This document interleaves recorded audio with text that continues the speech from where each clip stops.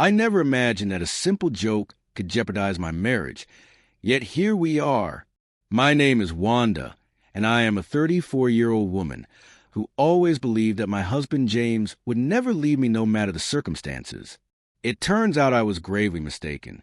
Our relationship, which I thought was unbreakable, had been built on years of companionship, shared experiences, and a profound understanding of one another, or so I believed.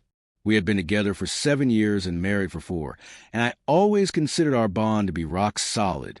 James was a calm in my often turbulent life, the easygoing partner who rarely raised a fuss or got upset over minor issues. I felt a sense of security in knowing that if any problems arose, I could push him and he would simply absorb it like a sponge soaking up water. Perhaps I took his patience and unwavering support for granted, never realizing that there were limits to even the calmest seas.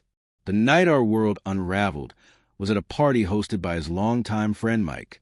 It was meant to be a relaxed evening filled with good food, drinks, music, and the joy of reconnecting with old friends.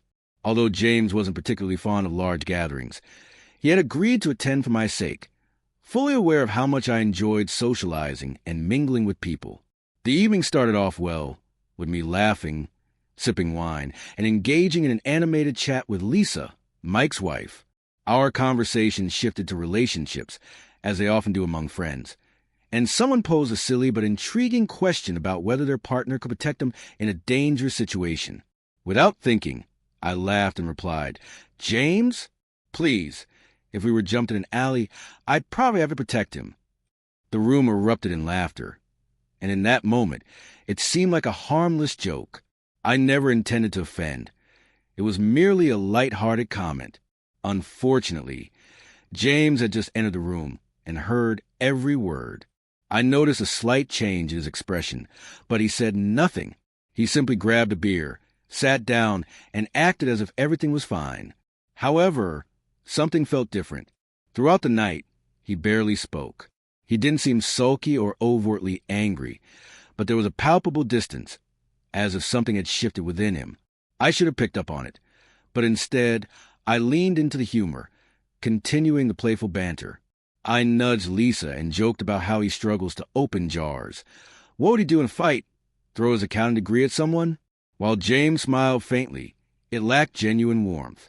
I thought he would simply brush it off as he always did, but when the party concluded, he abruptly grabbed his coat and left for the car, silent and without a word. I scoffed, rolled my eyes, and remarked, "Guess someone's feeling sensitive." Lisa shot me a look that suggested I had crossed a line, but I dismissed it, convinced he would be fine. I was wrong. The car ride home was filled with tension. I attempted small talk, discussing the evening, the food, the music, but James only responded with nods or one-word answers. Finally, I sighed and asked, "Are you really upset about that joke?" "I was just kidding." He tightened his grip on the steering wheel without looking at me. "It's not just a joke, Wanda," he said, his voice unnaturally calm and measured. "It's the way you speak about me, as if I'm some worthless joke. Do you even respect me?" Taken aback, I blinked in surprise. "Of course I do, babe. We tease each other all the time. You know I love you." He shook his head, saying, "No, Wanda, you tease me and I just take it." The silence that followed was deafening. Not knowing how to respond, I awkwardly laughed. "You're being dramatic. You're seriously upset over a joke in front of Mike and Lisa?" He replied as we pulled into the driveway, "I'm upset because it's not just a joke. It's who you are. You belittle me in front of others constantly, and I'm done pretending it doesn't hurt."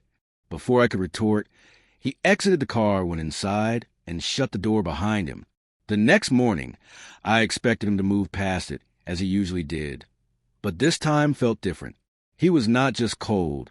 He was emotionally distant, as if he were a million miles away. "Are you really still mad?" I scoffed while pouring my coffee.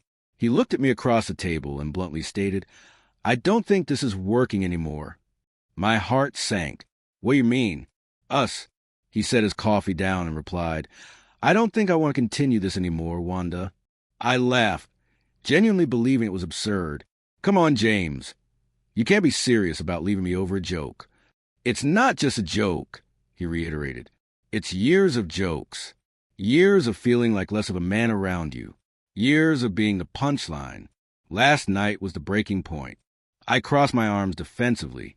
So you're just going to leave after everything? He stood up, affirming. Yes, Wanda, I am.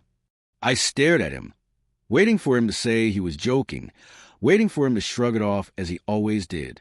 But he didn't. Instead, he grabbed his jacket and keys and walked to the door. James, don't be ridiculous. I exclaimed. We can talk about this. He sighed. No, Wanda, you talk, I listen. I've been listening for years, and I finally realized something. I deserve better. With that, he walked out, leaving me stunned. Days turned into weeks, and at first I refused to accept he was serious.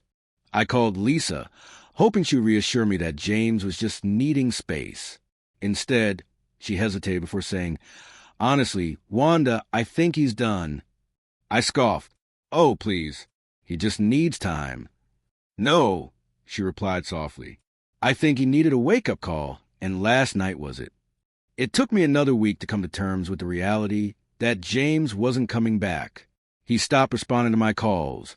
My texts went unanswered, and when I visited his office, his assistant informed me he had left early. He was shutting me out, and for the first time, I began to question whether I'd truly pushed him too far. The answer was painfully clear.